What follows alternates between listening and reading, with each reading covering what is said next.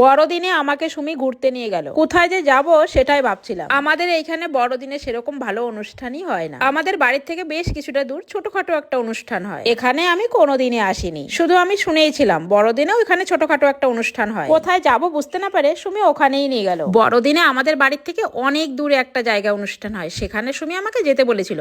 আমি শুধু ঠান্ডায় যাই, তবে এখানে আমার যা এসেছিল আগের বছর। ও বললো আমাকে, দিদি ভালোই ছোটখাটো একটা মেলা হয়, কিন্তু আমরা এসে দেখি পুরো মাঠটাই ফাঁকা। কেন যে বুঝতেই পারছিলাম না। একটা খাবারের দোকান পর্যন্ত নেই। এ কি খাবার খাবো আমরা এখান থেকে? সুমির বাবা বাড়িতে বসে আমাকে বলেছিল, এত সুন্দর সেজে গুজে কোথায় যাবে তোমরা? সুমি আমাদেরকে ঘুরতে নিয়ে যাচ্ছে গির্জায়। সুমির বাবা বলল, ওখানে তো ভালো মেলা হচ্ছে না এবার। ঠিক আছে, যাচ্ছ যখন যাও, ঘুরেই আসো। সত্যি কথাটাই বলেছিল সুমির বাবা।